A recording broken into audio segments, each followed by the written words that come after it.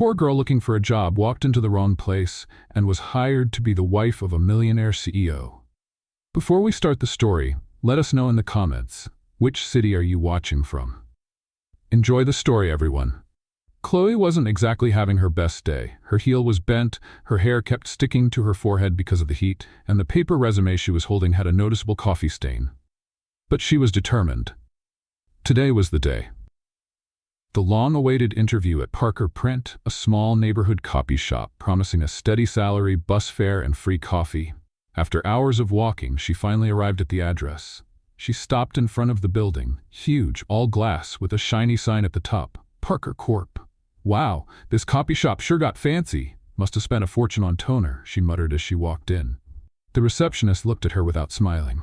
Name? Chloe Martins. I'm here for the interview. She smiled like it was more important than it really was. Without a word, the receptionist handed her a badge and pointed toward the elevator. Room 7C. Chloe rode up with a group of people in suits, trying to copy their posture, pretending not to notice how noisy her blazer was with every step. When she arrived, an assistant led her to a glass meeting room. You can wait here.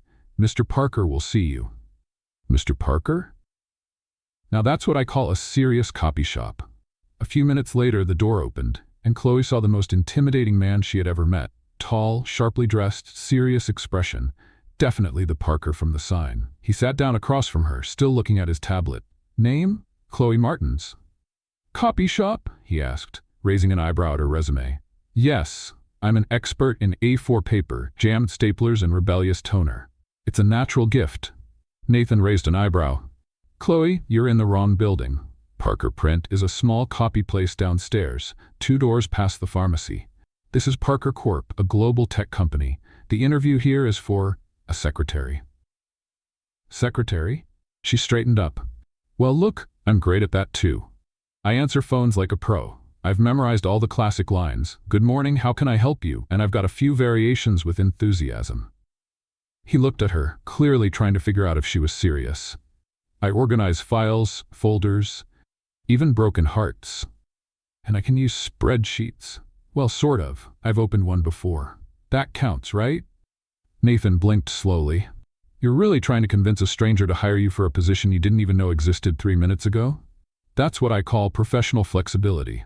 I adapt. You want me to make coffee? I'll do it. Remind you of meetings? I'm your girl. Need me to entertain your grandma during a business dinner? I'll dance. In a long dress. Nathan pressed his lips together, trying not to laugh. You dance? Terribly, but with confidence. And sometimes that's what today's candidates are missing. Boldness. You talk a lot, and I listen well too. See? Multi-purpose, like a human Swiss Army knife. He finally laughed. You're a complete disaster. I agree, but I'm a functional disaster. If I fall, I get up. If I mess up, I improvise. If I get lost, I ask Google Maps. Nathan rested his chin on his hand and studied her. You know the last person who made me laugh in an interview? Your mom? Never. No one. Until now. Chloe blinked. Well, that's a good sign, right? Maybe. Tell me something. Why would I hire someone who walked into the wrong interview, mistook a copy shop for a global company, and just declared war on common sense? She took a deep breath and, for the first time, spoke seriously. Because I need this. Because I work hard, and if you give me a chance, I promise you won't regret it. Or at least, you'll laugh a lot. Nathan stayed silent for a few seconds. Then he stood up. Start tomorrow, 8 a.m. What? Personal secretary. Office next to mine. There'll be lots of paper and coffee, so you're already in the right mood. But please, try not to embarrass me the first week. Chloe blinked, speechless. Are you serious? Very. And don't call me Mr. It's Nathan. Just Nathan. He walked out. Chloe stood there, staring at the door. For a moment, she thought this was a prank show. But no, it was real. She got in the elevator still in shock, holding her badge like it was a trophy. I walked into the wrong building and got a job. Either I'm really lucky or he's really crazy. Maybe both. At the top of the building, watching through the glass, Nathan Parker saw her leave. Chloe showed up at 7:56 a.m. That was a miracle on its own. Getting up early was already hard. Getting up early and excited? That deserved a star on the Walk of Fame. She walked into Parker Corp with the same badge from the day before hanging around her neck and a smile that tried to hide how nervous she was. She was wearing her best formal outfit, also known as the least wrinkled blouse, and the pants she could zip up without holding her breath. As she approached the front desk, the same receptionist from the day before gave her the same, "Are you serious?" look. Chloe just waved cheerfully. "Good morning. First day on the job, you can smile. I promise not to put toner in the wrong place. I mean, there's no toner here anyway, right?" She laughed to herself. The receptionist didn't. She headed up to the 17th floor like she'd been working there for years. The truth was, she was counting her steps just to keep from passing out from anxiety. When she got off the elevator, she was met by a woman who looked perfect. Clipboard in hand, high heels clicking down the hallway like an angry metronome. "You must be Chloe?" "That's me, the new secretary, officially hired by mistake, but ready to make it work." The woman raised an eyebrow but said nothing. "I'm Amanda, executive assistant. I'll show you your desk and the basics to keep you from getting fired on your first day." Love the motivational tone. Very reassuring, Chloe said, already tripping over her own feet. Amanda didn't laugh. Maybe she had the same software as the receptionist. Chloe was led to a wide desk with a computer, phone, notepad, and a white mug that said, "Keep calm and schedule it." "This'll be your desk. Your job is to schedule, answer, organize, and keep Mr. Parker on time, which I should warn you is like trying to get a lion to do yoga." "Nice. I like a challenge. I once got a cat to take a bath. Needed 4 stitches, but he smelled great." Amanda gave a half smile. "If you can keep him out of chaos for a week, you win a prize." "What kind of prize?" "The right to keep your job." Chloe pretended to make a mental note, nodding seriously. For the next 2 hours, she tried her best to figure out the company's system. She clicked on the wrong things, restarted her computer by accident, called HR thinking it was housekeeping, and somehow scheduled a meeting with someone who didn't even exist in the system. "Star counselor is not an executive, Chloe," Amanda said, looking at the screen. "Did you type that?" "I thought it was a futuristic title. You never know, we might be investing in spaceships." The rest of the day went by with small, perfectly timed disasters. She dropped an entire box of paper clips on the carpet, mistook an executive for a coffee delivery guy, and stuck a post-it note on her forehead that said, "Important," while talking on the phone, a habit she picked up back when she used to deliver lunchboxes. Around 11, Nathan came out of his office with a curious look. "Are you sticking reminders to yourself?" Visual strategy. My brain sometimes ignores the screen, but it never ignores my own forehead. It's science. He leaned on the edge of her desk. "Have you caused any fires yet?" "Not yet. But the printer gave me a weird look 10 minutes ago. I'm watching it." Nathan chuckled quietly. "And the calls?" "Took 2. One was your grandma. She wants to know if you're eating well. The other was a woman who just said Nathan and hung up. I think it was an ex. Or maybe a future ex." "And what did you say?" "I told her Nathan was busy trying to look more friendly than he really is." Sounded accurate. Was I convincing? "Very?" Nathan walked back into his office, shaking his head. Amanda showed up right after. "You really said that on an anonymous call?" "I did. Thought it was bold.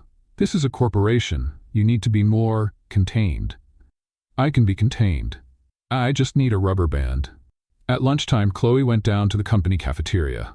The line was full of people in suits, serious looks on their faces, glued to their phones. She grabbed a plate and said to the server, "Hi there. I'll take the stress with tense sauce and a side of hopeless intern, please." The woman at the counter laughed for the first time that day. Chloe got her lunch and sat alone.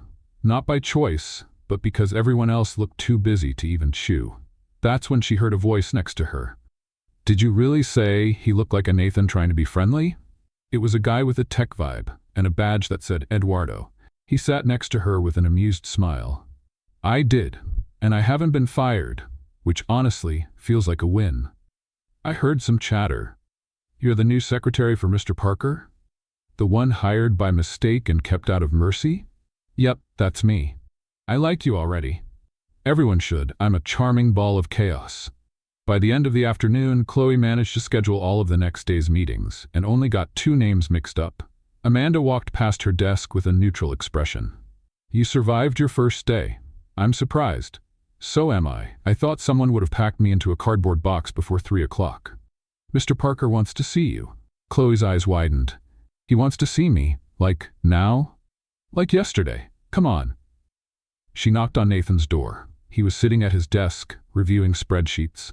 Chloe, he said without looking up. Tell me something. What exactly do you think a secretary is supposed to do? Easy. Handle what no one else wants to deal with. Remember what everyone else forgets, and smile while the world's on fire. I'm also good at holding elevator doors and pretending I understand technical terms. He looked up and folded his arms. You had a curious day. Define curious. Funny. Chaotic. Inefficient, but surprisingly functional. If that's a compliment, I'll take it. If it's a critique, I'll deny it till the end. Nathan gave a slight smile. You know what's even stranger? You also thought Parker Corp was a copy shop? No, it's that, despite everything, you did more than the last 3 people we hired for this job. Was that a compliment? Because my self-esteem just skyrocketed. It was, but don't get used to it. Go home, get some rest, and try not to show up tomorrow in a t-shirt that says Chaos Intern. Noted, but honestly, that's a great idea. On her way out, Chloe pressed the elevator button with pride. One day down, a boss who was mysteriously intrigued. A huge company that now had a secretary who danced Faro badly and remembered birthdays with ease. On the way home, she called her mom. Mom, you're not going to believe it. I started today and I haven't been fired yet. Is that good? That's a miracle, Mom. A miracle with air conditioning. Later, Nathan was still staring at the desk where Chloe had worked all day. He saw the colorful sticky notes on the monitor. One of them read, "Don't forget to remember," he smiled. That girl's nuts. Nathan Parker was in his office, blinds half closed, reviewing reports on his tablet and nursing a mild headache. He just finished his second cup of coffee when his phone buzzed with the name that always made his shoulders tense. Grandma Dolores. He answered cautiously. Hi, Grandma. Don't give me that tired hi. It's noon, and I doubt you've eaten anything decent. Coffee doesn't feed a grown man, Nathan. And it doesn't hide dark circles either. Nathan sighed and leaned back in his chair. I'm fine, really. Just a busy day at the office. My time's what's running out, so I'll be direct. Since you can't seem to find someone on your own, I'll take care of it. I'm setting up some dates with nice girls. And this time you're going. No excuses, no disappearing at the last minute. Got it? Nathan felt a chill down his spine. Dolores Parker wasn't known for empty threats. Grandma, you don't have to. Yes, I do. It's about time you start a family. Most of my friends already have great-grandchildren. And what do I have? A grandson buried in spreadsheets who thinks holidays are a myth. Nathan rubbed his face. I know you worry, but it's not that simple. It is. You're the one who makes it complicated. I'm making calls today. One of them is my friend's daughter from church. She's a lawyer, plays piano and cooks. The full package. Mark your calendar, Friday at 7. And I'm thinking of 2 more names for next week. Grandma? No, Grandma. This is an ultimatum. You'll go on those dates, and if you don't, I'll come to that office and drag you out by the collar myself. The call ended without another word. Nathan stared at the black screen of his phone for a few seconds in total silence. That's when he heard someone humming outside the office. It sounded like a jingle from a cereal commercial. He got up and peeked through the blinds. Chloe was sitting at her desk on the phone with someone from the events team. Yes, of course. Mr. Parker will be available at 3. No, he doesn't bite. He just growls a little before lunch, but that's normal. She laughed. Yes, thank you. Talk soon. Nathan watched her for a few more seconds, and that's when the idea hit him. It wasn't just a practical solution. It was bold. And he hated to admit it, but it made sense. A few minutes later, Chloe was called into Nathan's office. You called for me? She said, standing in front of his desk, her name badge slightly crooked, with a smile that always seemed spontaneous. Close the door and have a seat, please. I need to talk to you about something, a little out of the ordinary. If it's about the email I sent that said, "Good morning" with 3 eyes, I can explain. I was just excited. No, that didn't bother me. Oh, then I'm nervous for nothing. Nathan laced his fingers together on the desk. My grandma wants me to get married, and now she's set on setting me up with women I've never even met. She already scheduled one for this Friday. And you brought me here to stop that from happening? Because if that's the case, I might need a more detailed plan. Actually, I was thinking of something more straightforward. I need you to pretend to be my girlfriend." Chloe's eyes widened. "You want me to pretend we're dating?" "Just for a while. If my grandma thinks I'm in a serious relationship, she'll stop arranging these surprise dates." "And why did you think I'd be the best person for this role?" "Because you're convincing and unexpected. No one would guess I'd fake a relationship with my brand new assistant. It'll look real." Chloe crossed her arms and looked at him. "So you saw me humming in the hallway and thought, yeah, she's perfect to fool a sweet old lady?" "Something like that." "And what's in it for me?" "A bonus, flexible hours, and job security while the deal lasts." She leaned back in her chair, thinking, "This is a little crazy, but I might be just crazy enough to consider it. So tell me, how's this gonna work? Dinners, smiling in pictures at events, lovey-dovey glances in the elevator? Just enough to convince my grandma. No need to overdo it?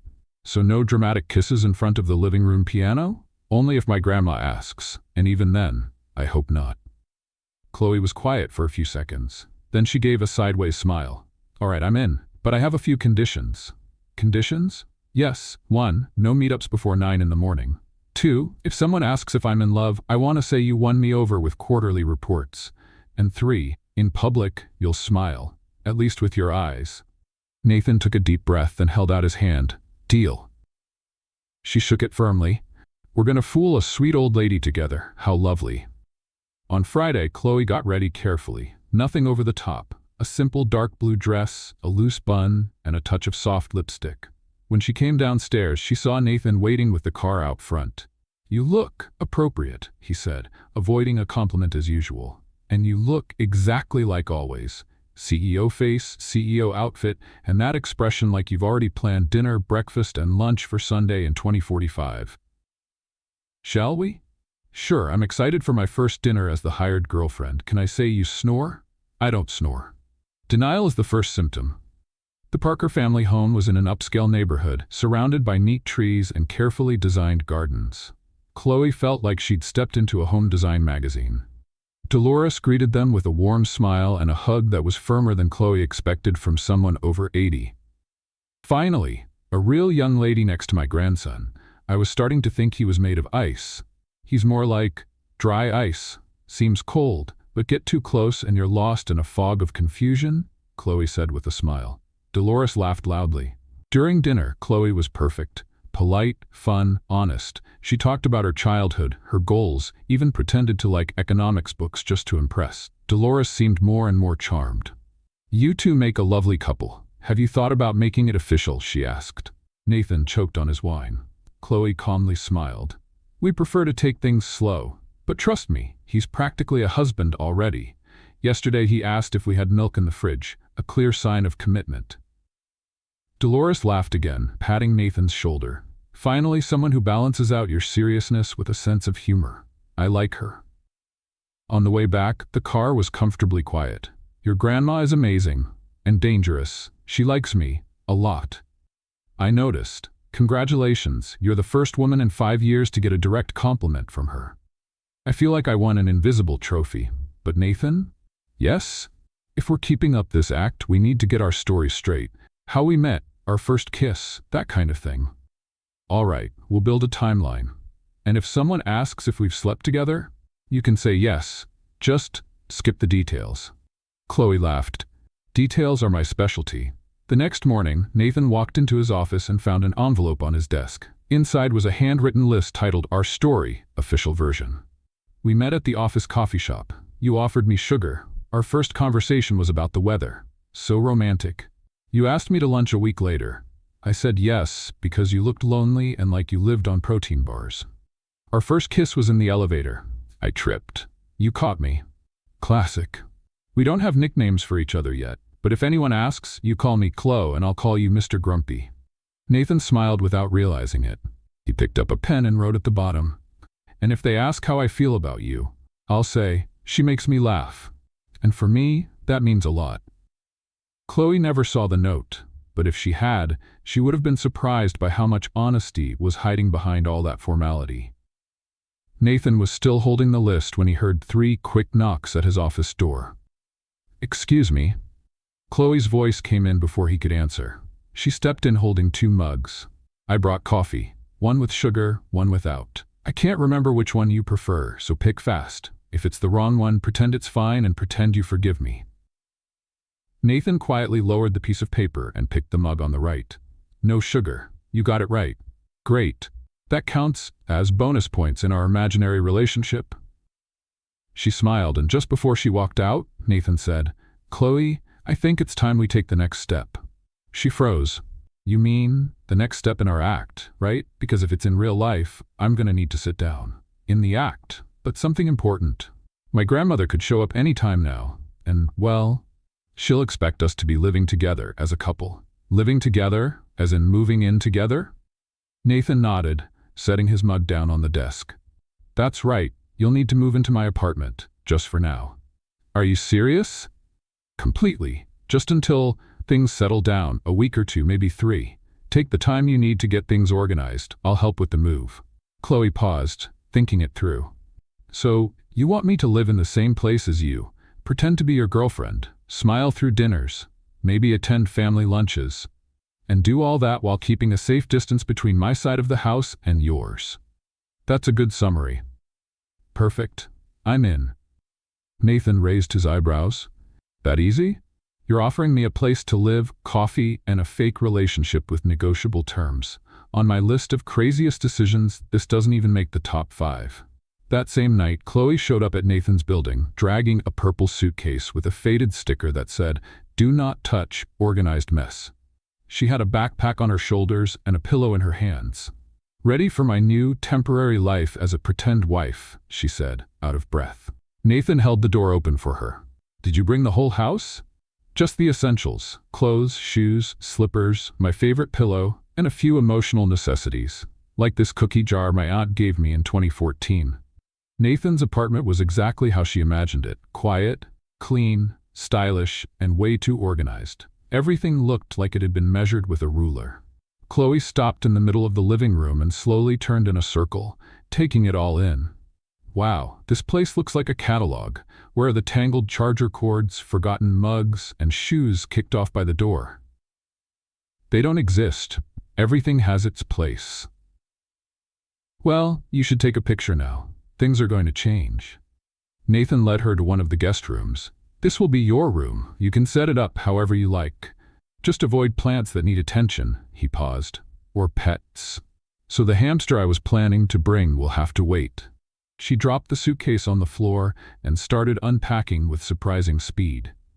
In 10 minutes, she had already hung a colorful scarf at the head of the bed, fluffed her personal pillow, and scattered 2 books on the side table. "There, my personal touch of chaos." Nathan appeared at the door. "Shall we talk about rules?" "Sure. I'm ready. We can even make a bulletin board with heart-shaped magnets." They sat down at the dining table. Chloe grabbed a notebook and a pen. "Rule number 1, no entering my room without knocking, unless it's a fire, a hurricane, or a really big insect." "Agreed." "Rule number 2, don't touch my personal computer." "Fair." "Rule number 3, each person washes their own dishes. Even water glasses. They technically don't get dirty, but morally, they do." Nathan typed something into his phone. "Rule number 4, no speakerphone calls in the shared spaces." "Perfect." "And rule number 5, any argument must be paused for chocolate or a light TV show." They looked at each other, almost smiling. "We're being very reasonable," said Chloe. "It's still the first day," Nathan replied. Later that evening, after a simple dinner Nathan had made, scrambled eggs and avocado toast, the two of them were watching a comedy show in the living room. Chloe sat cross-legged on the couch, holding a cushion. "You actually laugh at this?" she asked, laughing on her own. "Not as much as you," Nathan said, holding back a smile. "Is your sense of humor on mute?" "It's in observation mode. You're expressive enough for both of us." She picked up a cushion and pretended to throw it at him, but stopped. "I don't trust you enough yet to risk starting a pillow fight." Nathan stood up. "Tomorrow we have a meeting with the development team at 9, and my grandmother might call." "Want me to answer?" "Only if you want to become the family favorite for good." Tempting. Late that night, Chloe was tossing and turning in bed. The mattress was comfortable, but the silence was too much. She was used to the noise of her old neighborhood. Cars passing, neighbors arguing, a dog barking at nothing. Here, Everything was quiet and new. Let's play a little game with those who only read the comments. Type pizza in the comments. Only the ones who made it this far will get it. Now, back to the story. She got up and walked to the kitchen. Nathan was sitting in the dark, holding a mug of tea. "Can't sleep?" she asked, gently turning on the light. "I usually stay up late." "Me too. But tonight, I think it's the bed being too quiet, and the lamp not making noise, and the fact that I'm living with a man I've known for 4 days. Nathan motioned to the chair beside him. She sat down. "You're very calm about all this," Chloe said. "I've been through trickier situations, and you seem trustworthy." "Wow, that might be the nicest thing you've said since we met." "Don't get used to it." "I never get used to nice things. They usually come with hard tasks." They sat in silence for a moment. Then Chloe asked, "What if your grandmother decides to drop by unannounced?" "She will. It's just a matter of time. Then we need to look convincing. Photos together, a toothbrush of mine in your bathroom, maybe even a pair of shoes by the door." "Already planning the mess?" "Strategic mess. It's part of the plan." "Fine, but don't call me honey in front of her. And you don't call me darling, unless the situation demands it." Chloe smiled. "All right, now go back to bed. We have a routine to pretend tomorrow." In the morning, Chloe woke to the sound of Nathan's alarm coming from the other room. She got dressed quickly, tied her hair up, and walked into the kitchen. He was already there, dressed in a gray suit and polished shoes. "You get ready with terrifying efficiency," she said. "Habit. It took me 10 minutes just to choose between 2 shirts. Then I picked the third one." Nathan handed her a printed list. Things to remember: birthdays, company event dates, relatives' names, and how we met. Chloe read the first line. "We met at a coffee shop. You offered me sugar. Sweet." It's simple and believable. She read a little further. "First kiss, elevator, trip, rescue." Wow, that's almost poetic. Does it work? It works. But I want an appendix with backup romantic lines. Something like, "Since I met you, coffee tastes sweeter." Nathan looked at her. "Don't ever say that. Ever. It's just an example." She grabbed her purse and walked to the door. "Shall we?" Nathan checked the time. "We have 7 minutes." "Great. Just enough time for me to practice my loving gaze in the elevator mirror." "Don't overdo it. You tend to be dramatic." Chloe rode the elevator with him, both quiet for a few floors. "Nathan?" "Yes? This is still completely insane. I know. But for now, it's working." He looked at her for a second longer than usual. "For now it is." And when the elevator doors opened on the ground floor, they walked out side by side, as if they'd done it dozens of times before. Nathan had barely stepped into the office that morning when he'd already received 4 urgent emails, 2 incomplete reports, and a call from his grandmother asking what Chloe's favorite color was. "Why does that matter, Grandma?" "I'm buying throw pillows for the engagement gift you haven't told me about yet. I want them to match her sofa." Nathan sighed and leaned against his desk. "Navy blue. Will that do?" "Perfect. Just don't show up with a cheap engagement ring. I've sent you some options by email." He hung up and looked at the door. At that exact moment, Chloe walked in with her purse over her shoulder and a box of donuts in her hands. "I thought today was a good day to start with some sugar," she said, smiling. "Unless there's a diamond ring inside that box, you're not solving my problems," he replied, taking a donut. "Wow. We're optimistic this morning. What happened?" "My grandmother called. Wants to know your favorite color so she can buy throw pillows. And apparently she's planning our engagement on her own." "Great. At least someone in this relationship is putting in the effort." Chloe sat at the table and pulled a folder with the day's schedule from her bag. "Today you have a meeting with the legal department at 10, then a presentation with the marketing team, and," she turned the page, "a dinner with investors at 7. And yes, it's listed as a social event. They want to meet the couple." Nathan frowned. "Who confirmed us as a couple?" "I did. You were too busy yesterday and we needed to reply, and since we're pretending to be in a relationship, I figured social events were part of the deal." He took a deep breath but didn't argue. "All right, but I want to go over a few ground rules before then. No jokes about my childhood, no mentioning my snoring, and please don't bring up the time I spilled coffee in the elevator. You turned as red as a tomato that day. It was adorable." "Let's not emphasize that." "Okay, I'll be the perfect, charming, quietly in love character." Quiet? Okay, moderately quiet. That afternoon, as they left a meeting with the logistics team, Chloe pressed the elevator button eagerly. I bet we'll get it empty. I like the quiet and the soft music. Makes me feel like I'm in a spy movie. Nathan raised an eyebrow. You make up stories in elevators? Of course. I've been abducted by aliens in one, confessed love to my archenemy in another, and once fought off a killer clown in my mind. That explains a lot about your behavior. The elevator doors opened, and they stepped in alone. Chloe leaned against the wall. If this were a movie, this would be the moment when the tension between the characters builds. They look at each other in silence. The music swells, and then she stopped when she saw Nathan cross his arms and chuckle softly. You really believe that? Of course. Every good story has its elevator moment. It's where everything changes. Nathan was quiet for a few seconds. Then, with a more serious look, he asked, what if we're in that story, and the elevator isn't just a setting, but part of the turning point? Chloe raised an eyebrow, curious. That was kind of poetic coming from you. Just a thought. The elevator stopped on the 12th floor, and a group of employees stepped in, breaking the mood. Chloe whispered, if background music starts now, I'm going to laugh. Nathan didn't respond, but the corner of his mouth curved slightly. After work, Chloe went back to her apartment to get ready for the dinner. She chose an elegant but simple dress and styled her hair in a classic way. Nathan, as always, was already dressed, looking sharp in his dark suit. Nervous? He asked when he saw her walk into the room. A little. I'm still not sure if I'm your secretary, fake girlfriend, or emotional crime partner. For tonight, just act like someone who enjoys teasing me. I'm very good at that. The restaurant was reserved, elegant, with soft lighting and waiters who looked like they walked out of a perfume commercial. Nathan greeted the investors warmly, and Chloe followed the plan perfectly. This is my girlfriend, Chloe, he said, introducing her with ease. She offered a warm smile and a handshake. Nice to meet you.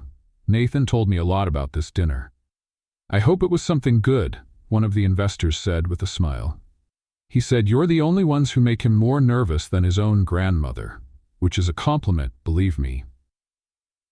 Everyone laughed, including Nathan, who shook his head slightly in mock disapproval.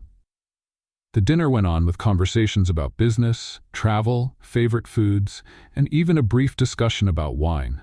Chloe moved through all the topics with ease. Her quick thinking and relaxed humor even won over the more serious guests. So Chloe, what do you do when you're not winning over our friend here? One of the guests asked. Chloe pretended to think. Well, I organize chaotic schedules, calm inflated egos, and serve coffee with great skill. In other words, I'm an executive assistant, but with a little extra charm. And how long have you been with Nathan? She glanced at him quickly, then turned back to the group. Long enough to know he hates raisins, prefers dark socks, and pretends he doesn't like romantic movies, but cried at one about dogs. Nathan cleared his throat quietly and reached for his water glass. Chloe is very observant, he said in a neutral tone. It's a natural talent. I have emotional radar and a sharp eye for fake tough guys. The group laughed again, and even though Nathan tried to keep a professional face, he couldn't hide how impressed he was. On the way back to the car, the two walked in silence. Chloe looked at the busy street with a small smile on her lips. They liked me, she said. You did well. Was that a compliment? It was just a fact. She looked at him. You did well too, less grumpy than usual. Almost friendly. I was under pressure. I couldn't blow our cover. Right, and when you defended me from that joke about my music taste, that was an automatic reaction. You've been having a lot of automatic reactions lately. You'll end up getting used to me.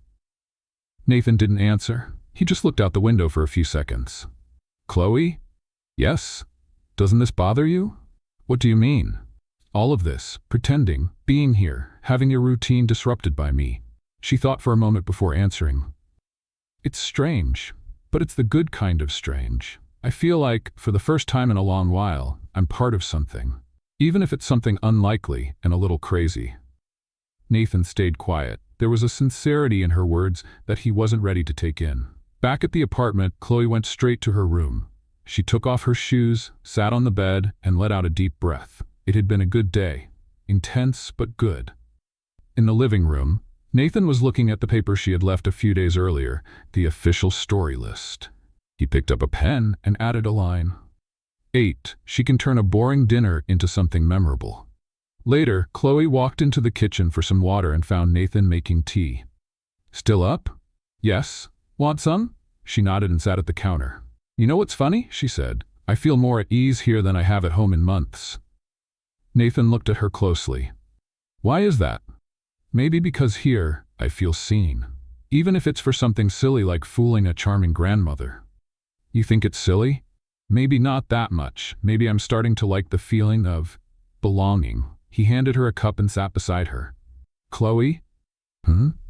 Thank you for today. She smiled. You're improving. Soon you'll be thanking me with flowers and everything. Let's not go overboard. They drank their tea in silence, the city lights shining through the window. Neither of them said it out loud, but in that moment they both knew the plan was starting to spiral out of control. And maybe that wasn't such a bad thing. Life at Nathan's apartment was slowly starting to feel, surprisingly, comfortable. Chloe had adapted quickly to a home filled with large windows, perfectly balanced furniture, and a man who used the same tone of voice to say good morning and critique spreadsheets. She even created an anti-silence playlist with calm instrumental music to play during breakfast, which mildly irritated Nathan, but he never asked her to turn it off. Does music actually improve your mood, or are you just pretending not to hate my picks? She asked one morning, slowly stirring her coffee. I can handle 3 tracks. After that, I feel like I'm living in an elevator. A luxury elevator, please? She smiled. Nathan just raised an eyebrow. After a few days together, the pretending had started to feel automatic. They had inside jokes, stuck to their household rules, and Chloe knew exactly when in the day Nathan needed coffee, even without him saying a word. She always left a cup on his desk at 2:27 p.m. This is spooky, he said on the 3rd day. This is emotional efficiency, dear, she replied, giving him a wink. On Thursday, while Chloe was reviewing her schedule, a message popped up on her phone from a name she hadn't seen in a long time. Ethan Hale. Hey, I heard you're at Parker Corp. I'm in a meeting on the 10th floor. Want to grab lunch today? Would be great to catch up after all this time. She smiled as she read it. Ethan had been her high school classmate, one of the few who didn't tease her for wearing hand-me-down shoes or bringing lunch in a grocery bag. He was kind, funny, and back then, incredibly popular. Since then, they'd exchanged a few occasional messages but never met again. Who's Ethan? Nathan asked, noticing her different smile. An old friend. Schoolmate. He's here at the office and wants to have lunch. Nathan glanced at the clock, then back at Chloe. Lunch? Yes, just 2 old friends catching up. Normal people do that. How long is this lunch? Why? Are you going to time it? Just curious. Relax. I'll be back before you finish your quarterly report. That would be too fast. Then I'll come back with dessert. Ethan was waiting for her in the lobby. He was even taller than she remembered, dressed in a well-fitted suit and wearing his usual easy smile. Chloe, he said, opening his arms. She hugged him back. Ethan, how is it possible that you look better and I just look more late? You look great, and you still have that same energy. It's so good to see you. The 2 of them walked to a restaurant just 2 blocks away. They talked about school, about the years that had passed, and about how he was now running a fast-growing startup in the educational technology sector.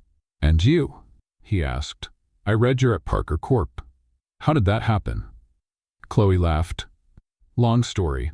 It involves the wrong building, a mistaken interview, and a secretary position offered by a very unconventional CEO. Sounds like the start of a romantic comedy. I hope it stays a comedy. Too much romance can be complicated. Ethan smiled. And this CEO, is he your direct boss? Nathan Parker, that's him. Wow, I've heard of him. Focused, private, efficient. They say he can't stand distractions. And yet he hired me. Go figure. Maybe he sees in you what others don't. She blushed slightly and changed the subject. Back at the office, Chloe found Nathan standing in front of her desk. You came back on time. Impressive. Did you miss me? I was monitoring punctuality. Does Ethan make you uncomfortable? No. Why would he? Because your eyebrows are more tense than usual. Maybe it's just concentration. Or jealousy? Nathan stepped a little closer.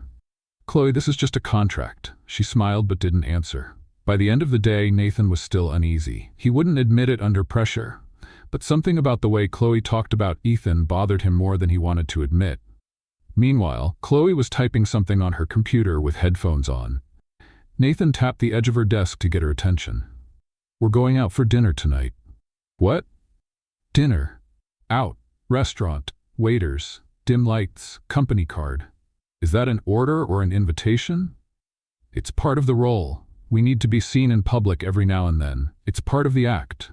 She smiled. "Got it. I'll wear my blue dress, the one your grandmother would approve of."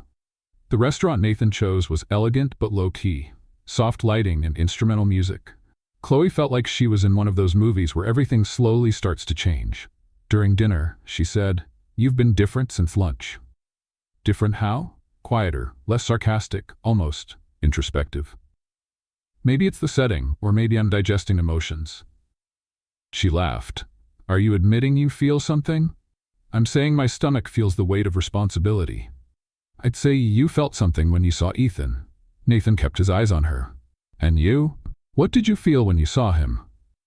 Chloe was quiet for a moment. "Nostalgia. He was one of the few people who were kind to me in school. But honestly, he didn't make me laugh like you do." Nathan hadn't expected that answer. And for a moment, he didn't know how to respond. "Did you just compliment me?" "Better remember it. It won't happen every day." Noted. On the way home, while riding the elevator, Chloe leaned against the wall with her arms crossed. "You know you act strange when you're jealous?" "I wasn't jealous." "Of course not.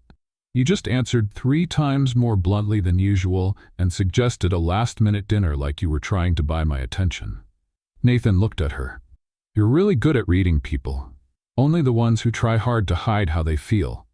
He took a deep breath. "Chloe, this isn't part of the plan." "What exactly?" "Feelings. Jealousy. Confusion." "I know, but we're human, and humans complicate even the simplest things." The elevator reached their floor. They walked out without saying another word. Later that night, back home, Nathan walked into the kitchen and found Chloe sitting at the counter, eating cereal straight from the box. "Too early for breakfast, too late for dinner," he said. "It's the meal of emotional confusion. It fits the mood." He poured himself a glass of water and leaned against the counter. "About today." "It's okay," she cut in. "I get it. We're just pretending." "Chloe." She stood up. "I know the plan was simple, but life never is. And look, I'm willing to keep pretending, but don't ask me to ignore that it's starting to feel more real every day." Nathan watched her for a long moment. "I didn't want you to get hurt." "What if it's you who ends up hurt?" She gave a half smile and walked out of the kitchen, leaving Nathan alone, with more questions than answers. In her room, Chloe lay down hugging a pillow. For the first time, she couldn't tell the difference between what was pretend and what was starting to feel real. And on the other side of the wall, Nathan couldn't sleep either. They were pretending. But deep down, they both knew. This was no longer just an agreement. It was becoming something neither of them had planned for. It was a Friday night, and the Parker Corp building was almost completely dark. Most apartments had wrapped up for the day. The elevators made less noise, and silence filled the hallways. Except for one room where the light was still on. Nathan was at his desk, tie loosened, going over a detailed report on expansion investments. It was already past 8, but the pile of documents kept growing instead of shrinking. He took another sip of cold coffee and rubbed his face. Chloe appeared at the door with a glass of juice and a chocolate bar in her hand. "Nighttime intervention," she said, handing him the juice. "No one's productive with bags under their eyes that big." Nathan took it without protest. "You're still here? Someone has to make sure you eat something that's not just caffeine. Besides, I'm reviewing the contracts for Monday's event. And honestly, it's easier to work at night when no one's asking me to resend the same email for the 4th time. You don't have to stay." "I know, but it's better than overthinking. Sometimes a quiet mind is louder than a crowded room." Nathan looked at her more closely. "You okay?" Chloe hesitated, then sat down in the chair across from his desk. "Remember Ethan? My friend from school? How could I forget? He messaged me today, said he wanted to see me again. But I started wondering if that would be the right thing. Not because he's not a good guy. He is. But I just couldn't get excited about it." and I think I know why. Nathan didn't say anything, he just listened. This thing between us, this crazy agreement, it's affecting me more than it should. I can't just ignore how I feel when I'm around you. The room fell silent for a moment. Nathan put down his pen and leaned forward, arms resting on the desk, looking straight at Chloe. Chloe?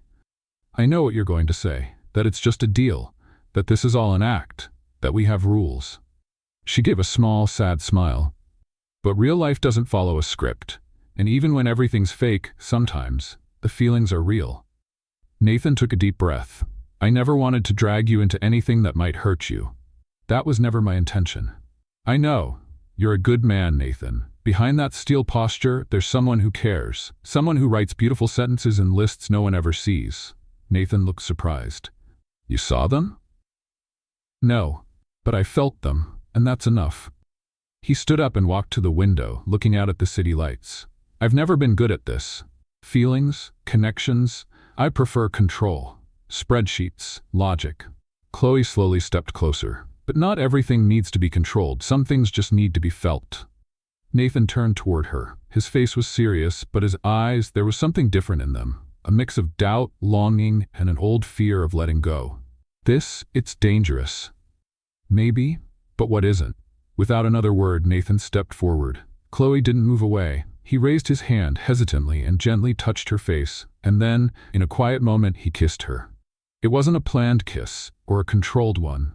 It was real, simple, true, and for a moment everything about contracts, pretending, and expectations disappeared. When they pulled apart, Chloe kept her eyes closed for a second. Was that in the script? Nathan gave a slight smile. I think we just went off script. She opened her eyes, trying to manage the confusion inside her. And now? Now, he said, returning to his calm tone. We face the consequences, together. Chloe nodded slowly. Okay.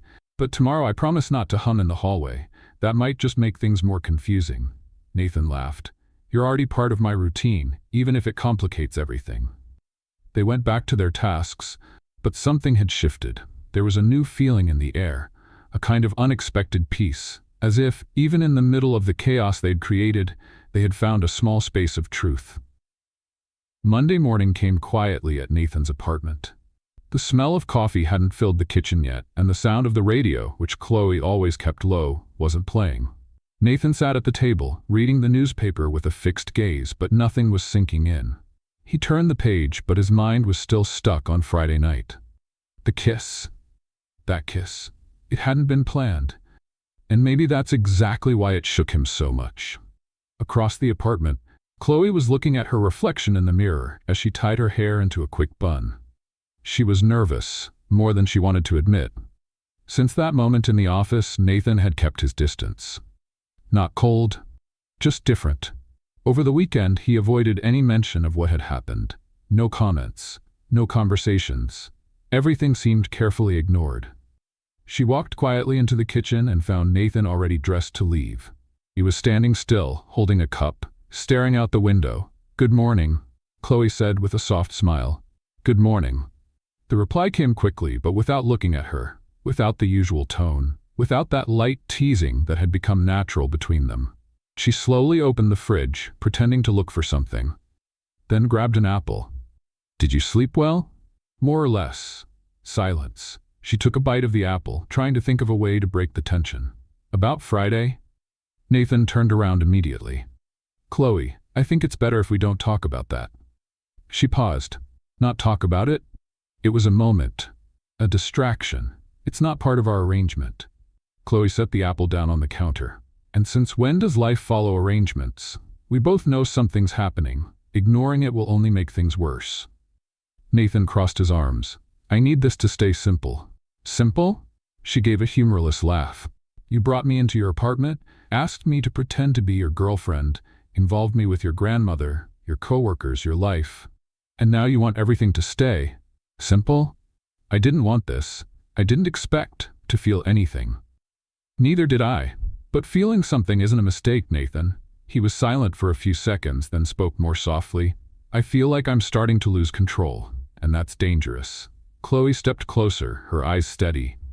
Maybe that's the problem. You're so used to controlling everything, you forgot what it's like to just live. Nathan took a deep breath. I think this has gone too far. The words landed heavy between them. What are you saying? That maybe we should stop, the act, the agreement, all of it. Chloe felt a tightness in her chest. So you want me to leave? I think it's what's best for both of us. She nodded, trying to keep her dignity. Of course, it's fine, I understand. Nathan looked at her for a moment, as if waiting for something. But Chloe simply turned and walked out of the room. 2 hours later, Chloe had packed her things. The purple suitcase was back in the living room, along with her pillow and the box of cookies. She walked through the apartment calmly, though everything inside her ached. On the kitchen table, she left an envelope with what she called an emotional receipt. Inside, a simple note. It was a good lie, so good that for a moment, I believed it. Take care of your grandmother, and of yourself too. Nathan found the note later that night. He read it once, twice, 3 times, then placed it in the drawer next to the list Chloe had written at the beginning of it all. The next few days passed slowly.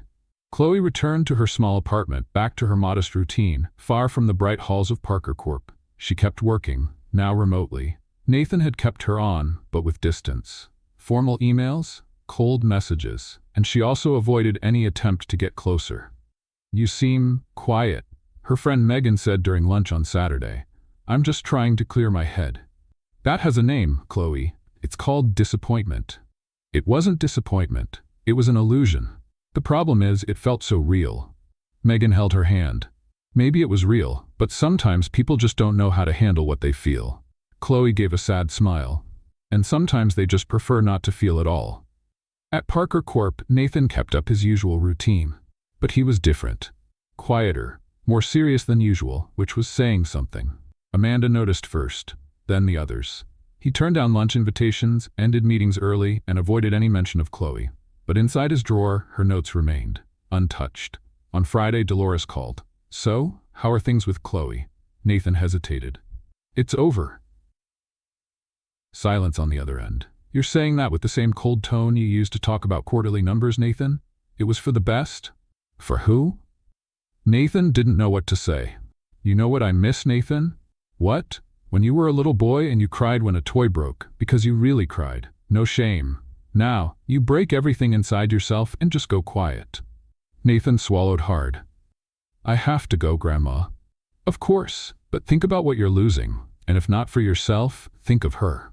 She looked alive when she was with you, and you looked human when you were with her. Let's play a game for those who read only the comments. Type Coca-Cola in the comments. Only those who made it this far will understand. Now, let's get back to the story. That night, Nathan sat alone in his apartment. Same couch, same lighting, same things in place. But something was missing. A sound, a smile. A voice that used to fill the silence with absurd comments and simple truths. He looked at his phone several times, typed messages, deleted them, rewrote, gave up. For the first time, the man who controlled everything didn't know how to fix what had been broken. And for the first time, Chloe wondered if what they had built, even if it started as a lie, wasn't, deep down, the truest thing she had ever felt. Chloe's apartment was small, but that Monday morning, it seemed a bit brighter. Maybe it was the sunlight coming through the window, or maybe the fresh coffee she had made herself. Or maybe, for the first time in days, she felt like she was standing on her own 2 feet again. She was finishing up reviewing her resume when she got a message from Ethan. The position in the communications department just opened up. They're looking for someone creative and proactive. Do you have time to talk today? Chloe smiled. Creative and proactive? I've got plenty of that, she murmured to herself. Ever since she had left Nathan's apartment, she'd been trying not to fall into the emptiness that was left behind. Yes, it still hurt. Yes, there were still nights when she reopened the note she had left for him, wondering if he'd even read it. But now, she knew she couldn't stop there. She put on her best light blue blouse, tied her hair back with a firm elastic, and popped in her headphones to boost her mood on the way. This time, it was for her. At Ethan's office, a fast-growing startup, the environment was light, modern, and completely different from the seriousness of Parker Corp. There were colorful paintings, plants everywhere, and even a shelf full of books on creativity and innovation. Ethan greeted her with a warm hug. You came. I'm glad. I needed a change of atmosphere, and the energy here is different. That's because we work with purpose. We want people who think outside the box. And you, Chloe, were never inside it. She laughed, surprised by the compliment. Is that a good thing? It's essential. They talked for almost an hour. Ethan explained the projects in progress, the challenges of the field, and especially how she could contribute fresh ideas, particularly in communications and social campaigns. I'm offering you a trial, a real chance, no pretending. Do you accept? Chloe extended her hand, confident. I accept. Over the next few weeks, Chloe threw herself into the new job. She created content, organized campaigns, led meetings. Her energy was contagious. For the first time, she was truly heard. Her ideas were taken seriously. One day, after a presentation that was praised by everyone, she was walking down the sidewalk with an ice cream in her hand when she stopped in front of a store window. Inside, a TV was showing coverage of a charity event hosted by Parker Corp. Nathan appeared next to a group of executives, serious as always, but empty. Chloe stood there for a moment, then took a bite of her ice cream and kept walking. That's it, life goes on. Nathan, meanwhile, wasn't handling Chloe's absence well. The apartment felt bigger than it really was. The couch felt harder and the silence heavier. At work, he kept up his efficiency, but something had changed. Amanda was the first to notice. Do you need me to reorganize your schedule, Mr. Parker? She asked one morning. Is it already organized? It is. Then there's no need to change anything. But you've been staring at the same meeting for 15 minutes, and it was yesterday. Nathan closed the tablet. I'm just distracted. Since when do you get distracted? He didn't answer. That afternoon, he walked past the desk that used to be Chloe's. It was empty. No sticky notes. No coffee mug. No laughter. He felt something tighten in his chest. It was like a part of his routine had been ripped away without warning. One night, Dolores called again. Looks like there's no hope for you. You called just to remind me of that? I called because my friend's daughter saw Chloe at a tech company event and was amazed, said she was glowing. And guess what I thought? What? That you're a fool. You let a woman with her own light slip away, and now she's lighting up someplace else. Congratulations. Nathan held the phone in silence. You called just to make me uncomfortable? I called to remind you that sometimes to get back what really matters, you have to do what you've never done. Lower your guard. I did what I thought was right, then start doing what you feel. She hung up without saying goodbye. At the end of that week, Chloe got an unexpected invitation, a special campaign project with a spot on a public panel. It would be the first time she'd speak to an audience as an official representative of a team. She accepted without hesitation. On the day of the event, she wore a light blazer, black pants, and a simple necklace that matched the quiet sparkle in her eyes. Ethan walked beside her, proud. Nervous?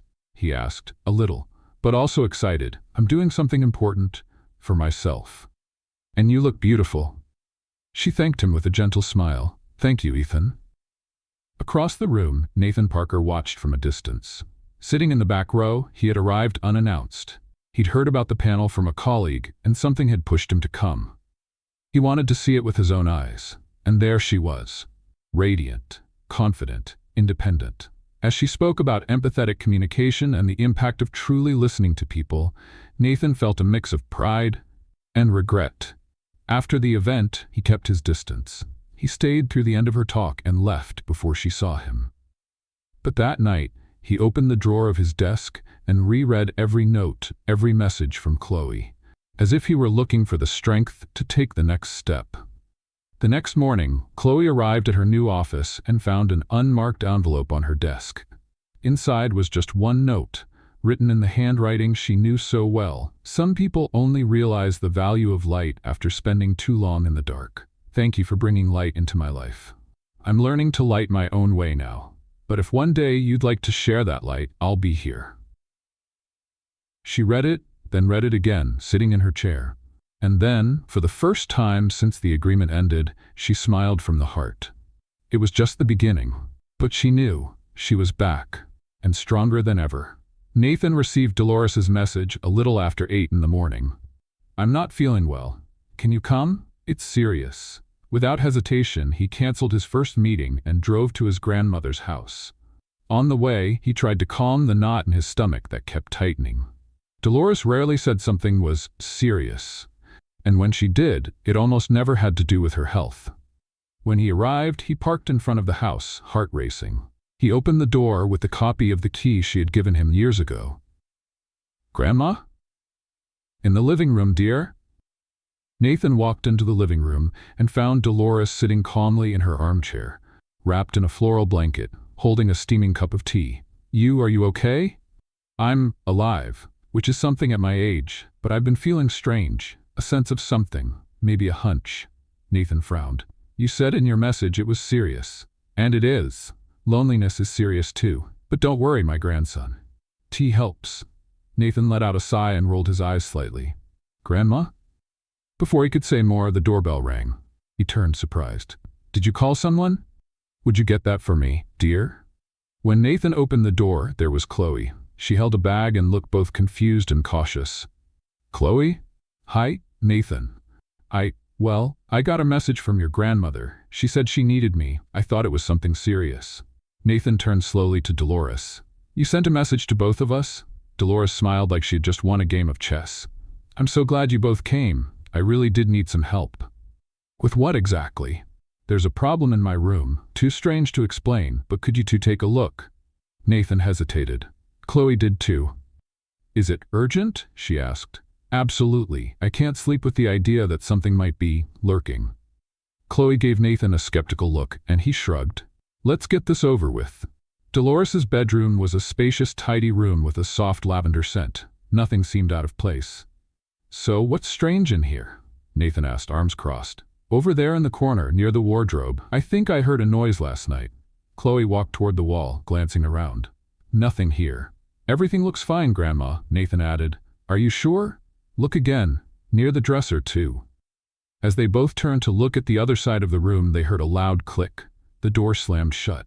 "Grandma?" Nathan called. From outside, Dolores's voice came through clearly. "Oh dear, the lock jammed." Nathan ran to the door and turned the handle. Nothing. "Grandma, did you lock us in here?" "No, the lock's been touchy.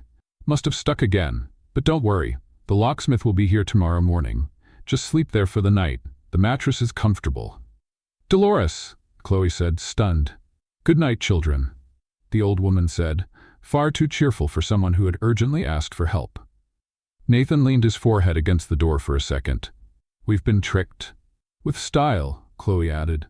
The room was way too quiet. Chloe sat on the edge of the bed and looked around. "Well, at least we have pillows. And only one bed. You can sleep on the floor. Of course, my punishment for trusting my grandmother. Or mine, for bringing cookies, thinking this was a recovery visit." Nathan grabbed a pillow and a blanket and laid down on the carpet beside the bed. "This floor feels like it has invisible thorns. Just imagine if you'd brought your orthopedic mattress. By now, you'd be demanding emotional compensation.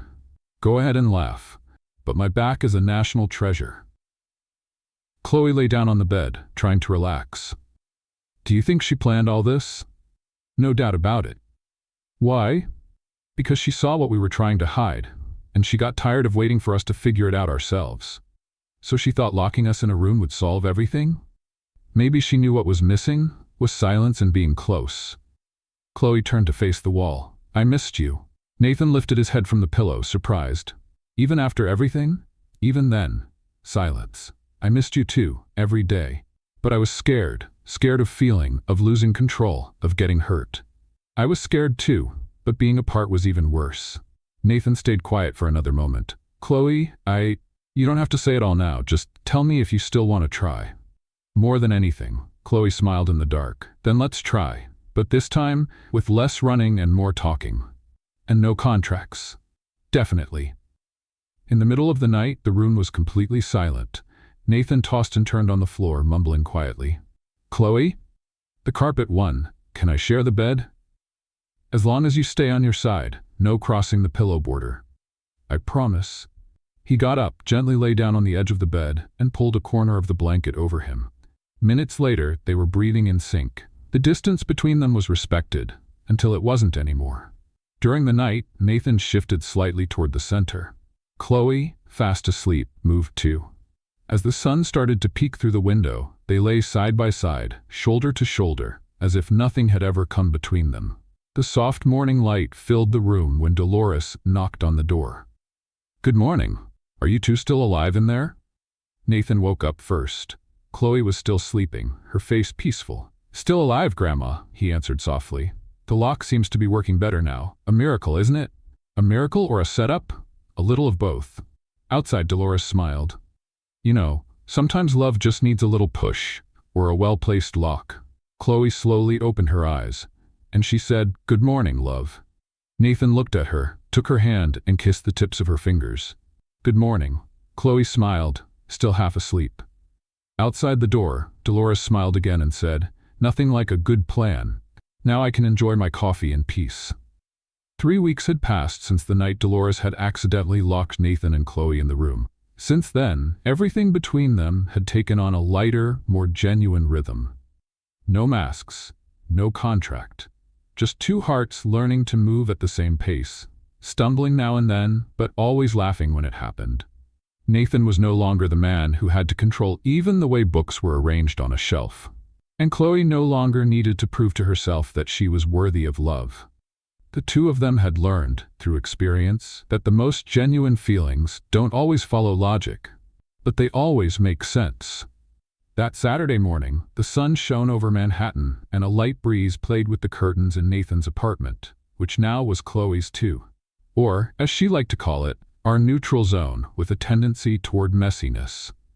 Nathan was in the kitchen, slicing fruit with near-surgical precision when Chloe walked in, her hair up in a loose bun and wearing one of his t-shirts, as usual. "I like watching you with knives. It adds a dangerous charm to your image," she said, grabbing a strawberry from the bowl. "And I like seeing you in my t-shirts, though I may never find half of them again. They're keepsakes now. Sentimental items, extremely high emotional value." Nathan laughed, then looked at her for a moment in silence. "Have you ever noticed the apartment feels bigger when you're here?" Was that supposed to be a compliment? It was a poetic observation. "I'll take it, but only because I'm hungry." After breakfast, Nathan disappeared for a few minutes. Chloe found it odd, but didn't worry. She was finishing up some emails for a volunteer project when he called her from the balcony. "Chloe?" she approached with a bit of suspicion. "What is it?" When she stepped onto the balcony, she saw a small table covered with a white cloth. In the center, a blue box with a gold ribbon. All around it, photos of the two of them. In the elevator, at the dinner with the investors, at Dolores's house, even from the first time she walked into the company, wearing a badge that wasn't hers. What is this? It's a conversation, and maybe a plan. Nathan pulled out the chair for her, then sat beside her. "When you walked into my office for the first time, I thought it was just a mistake, and it was. But it was the most wonderful mistake that ever happened to me. You shook up my routine, challenged me, made me laugh, and just when I thought I could keep everything under control, you showed me that loving someone means willingly letting go of control." Chloe's eyes were already full of tears. "I never imagined that walking into the wrong building would lead me to the right place. I just wanted a job, but I found someone who saw more in me than a wrinkled resume." Nathan took out the little box and got down on one knee. "Chloe Martins, will you be my wife, my partner, my daily dose of chaos, and the reason I'll laugh forever?" She covered her mouth with her hand. "That was the most beautiful, most unexpected, and most you proposal I could imagine. So, of course I will, you wonderfully grumpy man." Nathan slid the ring onto her finger and pulled her into a tight hug. Then he kissed her like all the kisses in the world had been saved for that one moment. "I love you," he whispered. "I love you too. And now, officially, you're stuck with me. No exceptions." The wedding was set for 2 months later. Chloe wanted something small, intimate, but full of meaning. Nathan only had one request, that it be outdoors, and that Dolores be sitting in the front row. And she was, wearing a pink hat, dark sunglasses, and fanning herself like royalty. "I can't remember the last time I went to a wedding this lovely," she whispered to Amanda, who was smiling beside her. "Maybe it's because this one feels more real than any other. Or because I planned the whole thing from the start," Dolores replied, her eyes sparkling. The ceremony took place in a garden on a property just outside the city. surrounded by white flowers, string lights hanging from trees, and smiles everywhere. Chloe walked down the aisle arm in arm with her mother, wearing a soft, flowing dress with delicate details on the shoulders. Nathan stood at the altar, his eyes locked on hers as if nothing else existed. As she approached, he took her hand and said, "You look exactly how I imagined, ever since the day you told me you could dance in a long dress." She laughed, holding back tears. "And you look almost friendly. I'm a little suspicious." During their vows, Chloe took a deep breath and began. "I've never been the type to make perfect plans. My life has always been full of surprises, improvisation, and missteps. But out of all the mistakes I've made, the best one was walking into the wrong building. Because that's where I found you. And now, more than loving you, I admire who you are. I want to be the person who reminds you every day that you can smile more, complain less, and live with lightness." Nathan smiled, his eyes shining. "And I've never been one to show emotions. I spent my life trying to stay in control. But you taught me that love is the complete opposite. It's free, light, messy. It's laughing in the middle of an argument. It's hidden chocolate in a drawer. It's loud music in the morning. It's you. And I want to spend every day learning how to be the man you already believe I can be." The guests stood and applauded. Dolores wiped her tears with a linen napkin. After the "I do" and the official kiss, Chloe whispered in Nathan's ear, "Now it's official. You're mine forever. And you're my favorite kind of chaos." The reception was filled with unforgettable moments. Chloe danced with Nathan to a soft song, tripping twice, which only made it more beautiful. Amanda gave a heartfelt speech about second chances. Ethan showed up as a surprise, bringing a symbolic gift, a little notebook with the words, "Great stories start with small detours."